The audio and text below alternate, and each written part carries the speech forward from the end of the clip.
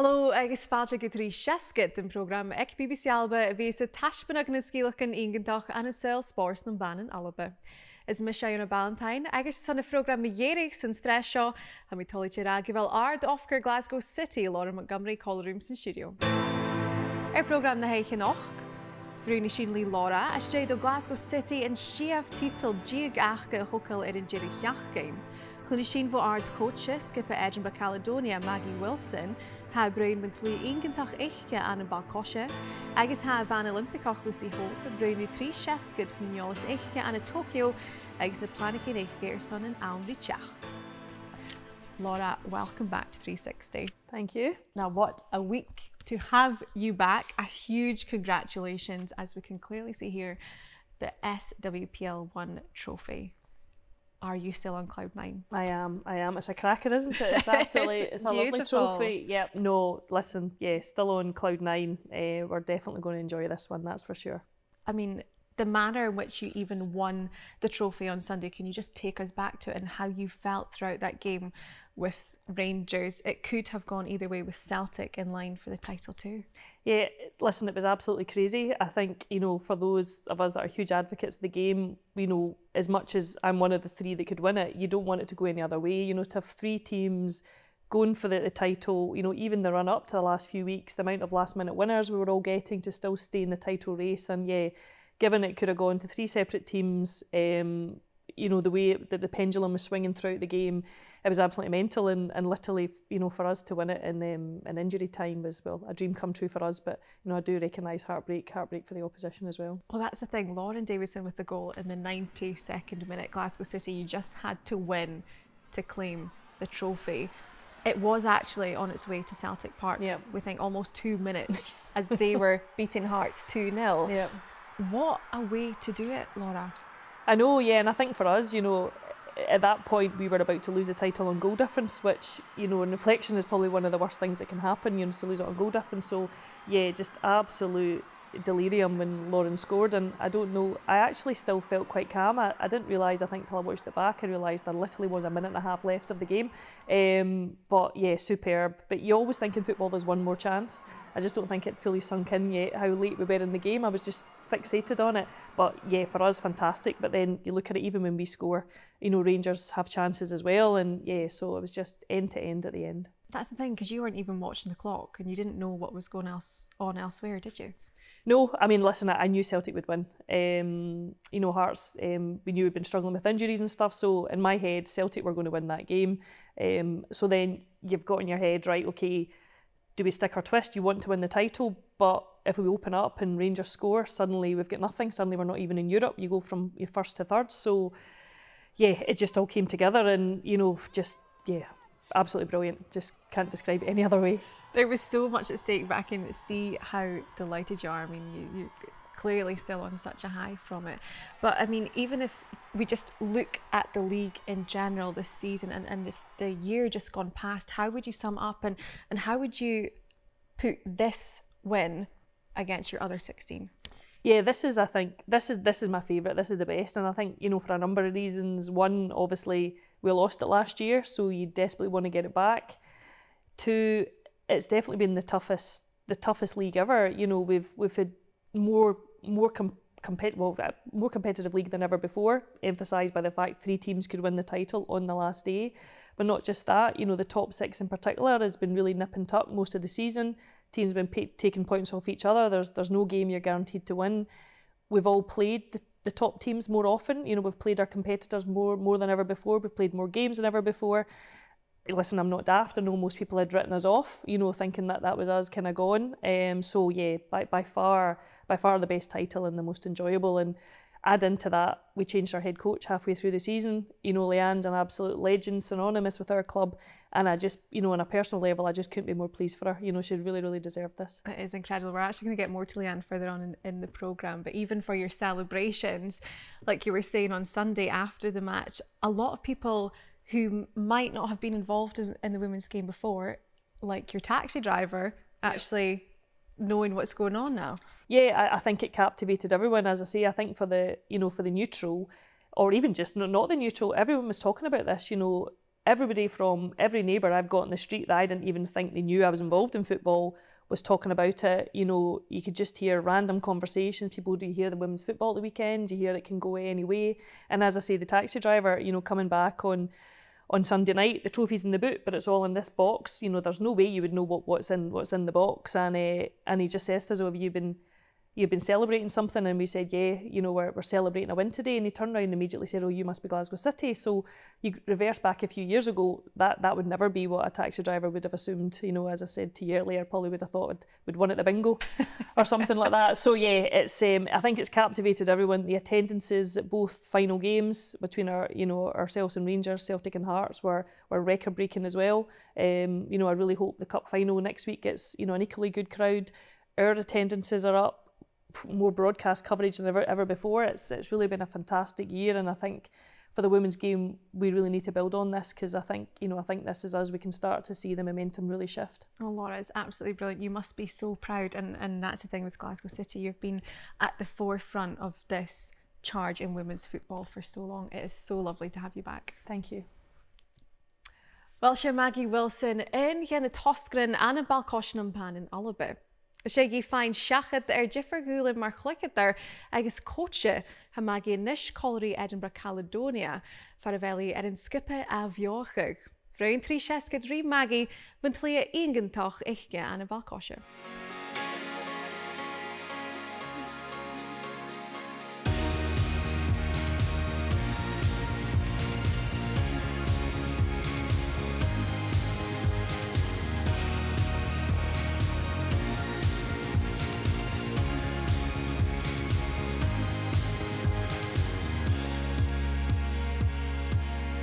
Táisí slí ball-coise Maggie Wilson ag dynamo donéidean, mucht do glóisí an edach gus Cuideachd na sáiste.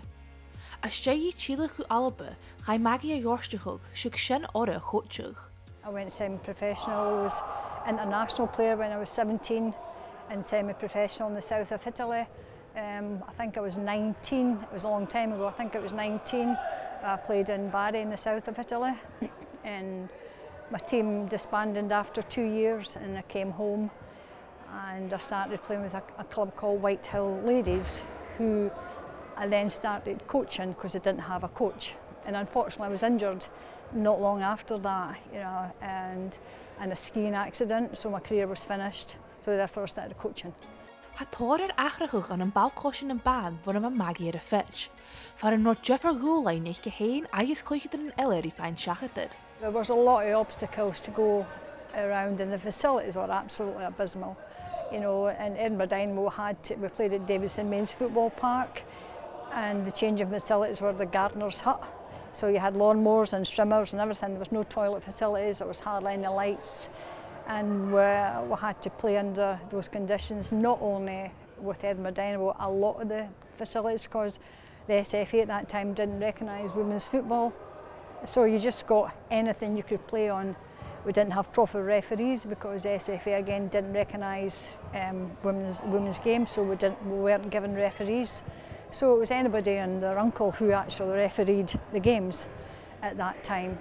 So, and that was very difficult. The training facilities were nothing like this. It was maybe a bit park somewhere, and in the winter time there was no lights, so you had the street lights to try and train from. So it was difficult way back then for every player in the country, you know.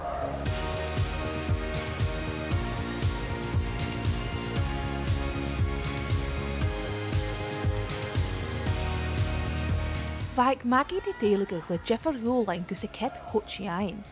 As dó imach scipe a chóteach, ha níos na príomh chóte ag scipe líga hún cealainn donéidean. The eòlais, you were not allowed by the SFA. No women were allowed on that coaching course. And the criteria had to be that you were a professional football player. So I chanced it and I phoned them and asked for an application, and they told me that it was only professional football players that were allowed it as well. I was a professional football player in the south of Italy, so they sent me an application. In my wildest dreams, I never ever thought I'd be allowed on it. But I sent it off, and I was allowed on the course. much to my surprise. But it was very difficult because it was me and myself and Sheila Begbie, who was in charge of girls and women's football at the SFA, and you were there with professional guys, and it was difficult. But I had a great coach, Dick Campbell, àrd-oifigear was my coach, and he was fantastic. And that's where it ends, really, you know. And I coached a lot of teams after that. You know, I went to Inverarman, to Hutchie. I was at Hibs for a wee while. Done Dalkeith ladies, Giuliano's, so I've been around for a long time. And then one day when I wasn't coaching, I got a call from Sammy to see if I was interested, and I says no. But then I came and seen them, and to be honest, and they'll laugh because they were the worst team I've ever seen in my life when I first came here, but they were the best bunch of girls that I've ever had the pleasure to coach. They were lovely people, and that's what made me stay. And we've worked hard, and they're a fantastic team. Camaraderie and the friendship they have, that's what's made me stay. Ha ball-coise an bhan an Alba tóir àrd is dhéanú, agus ha Maggie fiach go bhfuil barachtaí dhéanú son tuileadh leníon einsteach. You can always see with the top teams, Glasgow City and Celtic, and all the teams that are trying to get under the umbrella of the senior men's team, Hearts play here. You know, it's night and day, and it's great to see. You know, I still think we're quite a bit away from the WSL in England, but I just wish a lot of the senior teams and the junior teams or the semi-professional teams would take girls under their umbrella. You know, I think it would make a difference, especially to the girls, to be recognised as a part of a club, you know.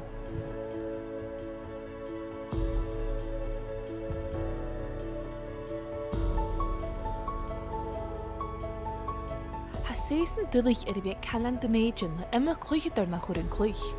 Han táimní teach céad na seaargatá le planighin na náide slí leisaí san cluicheadar na chruachach. We've lost a lot of players this year, mainly through babies. And that's a problem sometimes in the women's game we don't have in the male game. We've lost 3 centre halves through babies, and one left for New Zealand. And so we've struggled this year. We've had a few injuries as well, so it's been really difficult from my point of view. But credit to the girls that have been here every week, because they've stepped into roles they're unfamiliar with and they've given 100%, and as a coach you can't ask for any more than that. The plans are, we're not 100%, but obviously Sammy and the committee, the other 2 girls, Elaine and Kim, that's on the committee, we're trying to have a link up with Curry. I'm not 100% sure on the details, because I've been injured for a wee while, but because we need a player pathway now, then there's meant to be a link up with Curry that will give us that pathway all the way through from 5 right up to senior. Every club needs a feeder system, because you can't just go and find 10 or 15 girls, you know, at the end of every season if you lose so many, and I think a feeder system is the way forward for every team. Ha Maggie na jou príomh hóte, agus ha je tóir jónsachóg na dheireadh. Ha haas tóir gcóileachgar son ball-coise, a hookie carriagin agus cainneach luachbór had na blianachin. I think one of the main things as a coach, I've learned that you have to get to know the players first. And that's one of the most important aspects for me, because you've got 26 girls have different personalities. You have to, as a coach, get to know them, what their likes or dislikes, their humour is like, what you can say to them, you know, and some you have to put your arm round, and I think that's one of the most important, and I think I've learnt how to do that. And it's all about the management of the players. You know, I see football very much is not about the coach. I see football very much is about the players and the unit and the team. You know, and I've had a lot of many years happiness and fun and good friends. You know, and since I started playing, I've had friends for 50 years, and I'll probably have them for a long time, because they're such a good bunch. And I think the camaraderie and support you get from a team environment is second to none. Laura, what a woman Maggie is. What do you remember of her growing up? Yeah, I think, listen, Maggie's famous, to be honest. You know, in my eyes, when I started senior football, she was very much a big figurehead, you know, in terms of everyone knew she was a good coach. Whatever team she was involved with, they tended to be successful. So I remember Maggie, you know, way back at the start. I think the first year I was ever playing, and then, you know, the early years at Glasgow City. So yeah, people like Maggie are legends in the game, and you know, none of us would be here if she hadn't, you know, led the path for what we all enjoy now. And it's really quite incredible when you hear what she went through, and even the fact that that wasn't actually that long ago. No, listen, I mean, it's terrible, and you need to hear that sometimes, that it wasn't that long ago and just how badly we were treated. I mean, even when I think back, you know, to the start of Glasgow City, you know, it was really difficult for us. You know, we were training on blazed pitches and in little school changing rooms, but, you know, still miles better than a gardener's hut with streamers and lawnmowers and stuff around you. So yeah, it just shows that, you know, how resilient we are as women, and if we want to do something, you know, we'll still push forward and do it. Does it kind of put it all in perspective, sitting here with the trophy, with so many thousands of people watching at the weekend, and then hearing what people like Maggie, and even what you were saying about playing on all these different pitches throughout the years, just how far we have come. I know there's still a long way to go, but actually to be in this moment right now is amazing. Yeah, no, 100%. And I think for me that's always important, that players playing now, and whether it's young players or professional players, and they don't forget that there's, you know, there's a lot of people made this path for us, and you know, we really have come a long way in a short time. As you say, we're still not there yet, but yeah, I think we need to very much remember, you know, in most of our lifetimes, that's how football was for women. We can also see a great hint of Maggie's personality in that feature there, particularly about coming into Edinburgh, Caledonia with the worst group of players she'd ever seen. But that she saw something in these players, and they're obviously so thankful to have Maggie now, and for where they are now too. But how important was it for you with Glasgow City to instill that professionalism from the start?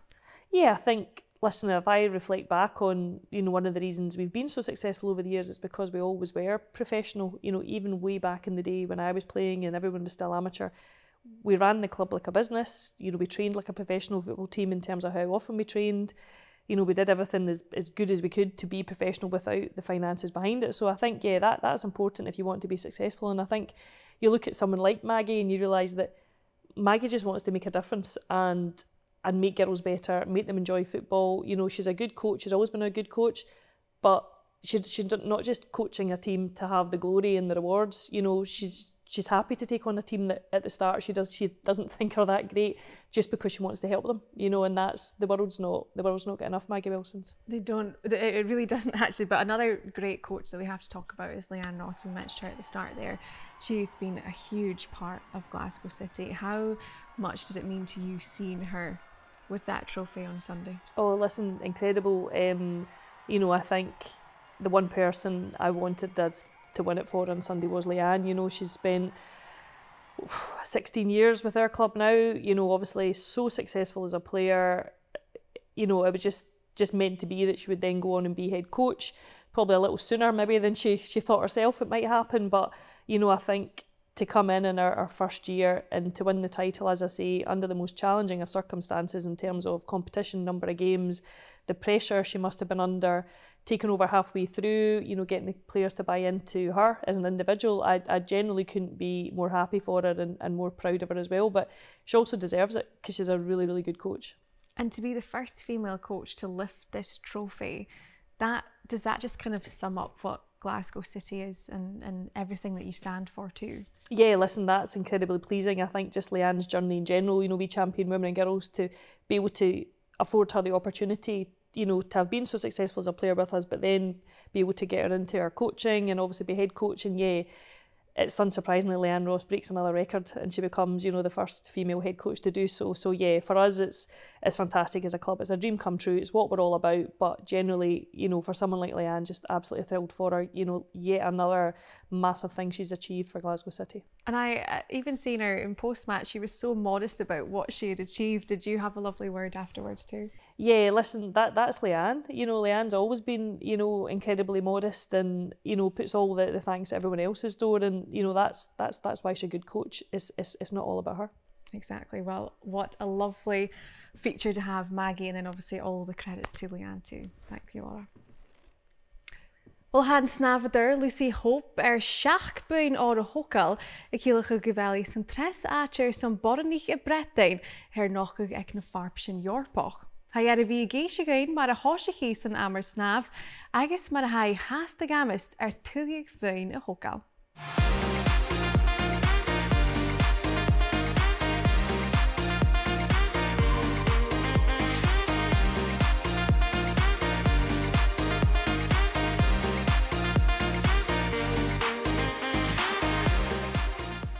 Háisií bheith Oilimpigeach Lucy Hope is snábhans na críochan, a is chabad a mus deach a tough mar páirste skip in the Alba. I feel like when I was younger, swimming as a sport and coverage of swimming as a sport in this country isn't massive, so I think I wasn't really sure how far you could go, and then obviously as I've gotten older, you can see what other countries are doing, and kind of Scotland and GB have been moving up in the ranks, I guess. But I think more when I was younger, in the borders, it's all about rugby and hockey and things. So swimming isn't one of those sports that you're kind of encouraged to do, kind of past the learn to swim level. But yeah, definitely. I think as I got older, and especially when I moved to uni, I think that's kind of where I started to make international teams and kind of developed into a senior athlete almost. Chai Lucy a tug ar san skip a GB ag na Olympics an in Tokyo. Ach, wat dully dis an eiche ron arpish a steigi COVID-19. Myself and Laura Stevens were added to the team. And then we went down, got our kit in May in Birmingham, so the whole kitting out experience. And then off the back of that, I tested positive for COVID. So that was a bit of I don't know how I got it, still to this day, don't know how, because we were all so careful. And just to me, it was a bit of a shock. It was I think I just randomly done one as well. I wasn't even feeling that ill. But yeah, so I got that. I'd also, so it was literally the day after the kitting out. So I'd been on a bus with all these other guys, so all the Stirling group, so Duncan, Kathleen, Ross, Amy, Cassie, we'd all travelled down together. So I was like, well, what if they've got it now too? And it was a really stressful few days, but luckily everyone else in the bus had tested negative, so it was just me. And then that made complications for getting out to Tokyo because they were being so strict with flying. So unfortunately I wasn't able to fly out with the team. I had to fly out just it was 5 or 6 days later. So because we had the prep camp, I only missed a few days of that, and then I just went straight into the village and then travelled across to see the team. But for my first Olympics, it was a bit stressful. Get the visichi and machar bounce and Cuideachd had Joe Kainik Lucy at a hoon in Tokyo. Ayes, how your son came a varach go horst in Nahuris. Walking out, we knew we were up for the first day, so there hadn't really been many swims before us to really set the week strong to come away with a British record. We couldn't really ask for more. I think we were a second off the medals, which looking back is really close, and maybe if I hadn't gotten COVID then it could be different, but you're always saying that in hindsight. But yeah, I think the whole Olympic experience for my first Olympics was really special, and fingers crossed I can make another one next year. Ha Lucy bhuinnig sheach tursanig farpish na Eorpa. Sa yn dras yn tresu acher listed and ban a share some breithdinig farpish na Eorpa. I think my coach Steve is like, oh, you're the most decorated Scottish woman in European. I was like, no, you must be wrong. That's wrong. But yeah, with all those lucky heat swims, yeah, it's really exciting. I guess I'd never dreamed of that when I was younger. To even make a British team is really, really difficult. So I've been so fortunate to have made so many in my career. Definitely with a few more to come, hopefully.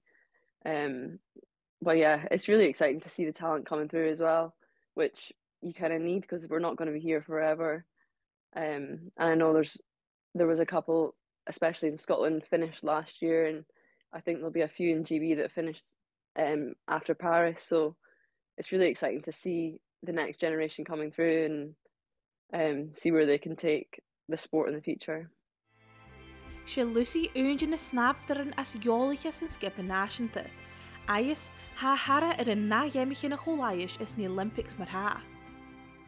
In terms of swimming, I definitely love to go to another Commonwealth Games, and it's also in Australia, which is quite enticing. But I guess for me, I'm not in any rush to get into the real world of work, and everyone that I know says keep swimming as long as you can, because having a job isn't all it looks out to be.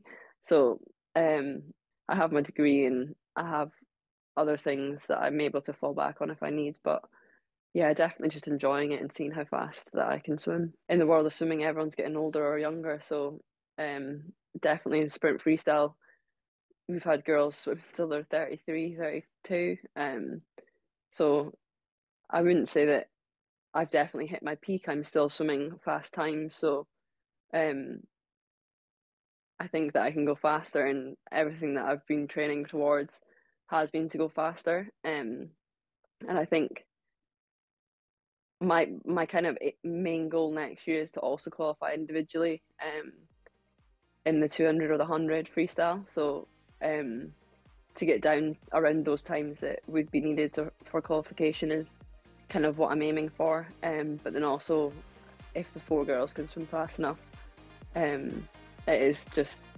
a great feeling being able to swim a relay with those girls, and kind of see how fast we can go and see if we can get close to those medals.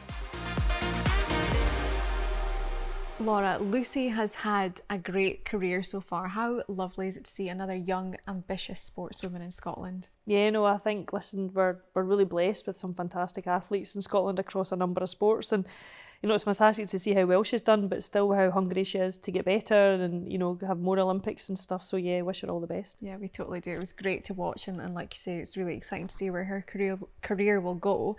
Now, if we look back to Glasgow City, it will be 25 years coming up. Can you believe that? No, I can't believe it. I'm so glad I was 6 when I started the club. Yeah, no, listen, no, genuinely though, I'm glad I was quite young when we started it.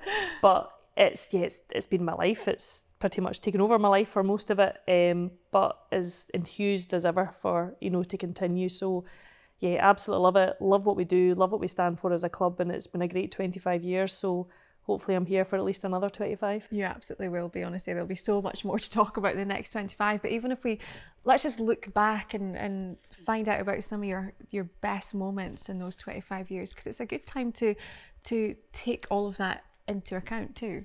Yeah, I think, listen, it's been a massive journey from, you know, us being one team, as I'm saying, training on, you know, a red ash pitch, to, if I think about the big moments, you know, I think for me it was the first time I really took in at one of our awards night when the room was just filled with hundreds of kids and their parents, and thinking, God, you know, we've actually made this happen. There's all these young girls playing football. You know, when going back to when I was a kid, we weren't able to do that. So moments like that, to playing PSG, the Parc des Princes, you know, that game against Brøndby, you know, the epic penalty shootout win, and then Sunday, you know, we've been really, really blessed with some fantastic memories. It's amazing, and you've been there throughout all of it. Like you say, it is your life. So I know that the work never stops. I know that you're already planning ahead for next season. What have you learned from this season that you'll take into next?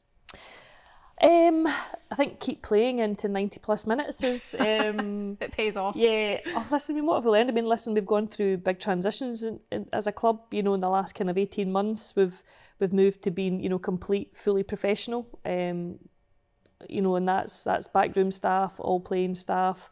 You know, improving our training based facilities. You know, we've done a lot of investment, you know, off the pitch, which hopefully has seen, you know, results on the pitch. But yeah, I think we've also got a great group of players. I think the key thing to building, you know, a team is obviously you want talented players, but you also need good people. You know, you need good people that want to fight for each other, work to that 90 plus minute, great harmony in the dressing room, you know, a fantastic leader and a head coach. And yeah, this season, certainly the second part of the season, it's all come together brilliantly. And that's the thing, you've brought in so many players, even from around the world, but we see Hayley Lauder with her 200th game for City. It's brilliant. Yeah, and I think, you know, our club's built on that. We've had players that have given us incredible loyalty. You know, we've obviously got Leanne, Joe Love, Hayley, Lee, even Erin Clackers, you know, she's extended her contract that will go into her 10th year. You know, she's still a young woman, but she's been with us, you know, throughout our academy times as well. So yeah, our club is built on players that have given us a lot of their life, a lot of their success, and that helps also when you bring in new players, that they learn what Glasgow City is all about and how much it means. And yeah, the new players as well have had a massive impact. So yeah, thanks to every single one of them. I have to ask you as well, it's the final episode of season 3. You were our second guest in season 1. So we're talking 3 years ago. How would you reflect on the past 3 years? Yeah, it's been a big change. Obviously, been a big change for me, you know, personally, and different things that happened. I think, you know, there was moments there during some of those times where it's been difficult, and I think, you know, we've come through that.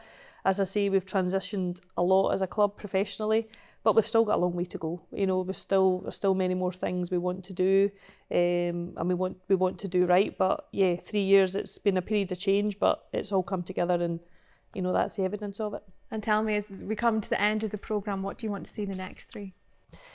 The next 3, I think, obviously we want to continue to win things, to continue, you know, to be competitive. But I think, you know, it's our stuff, you know, off the field. You know, I'd love still, you know, to the day I die, I'd love Glasgow City to have our own training, our own stadium, you know, and just be unique and setting that legacy, you know, for the rest of, you know, Glasgow City for many years when I'm gone. Laura, I've got absolutely no doubt that you'll do that, because you have these goals and you achieve them.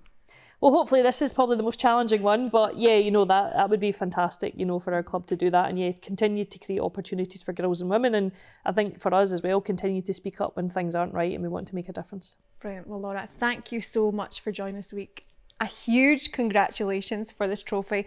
Enjoy the celebrations. There'll be so much more to come. Thank you. Well, sinna son in noch agus son in stress seo de trí seascad.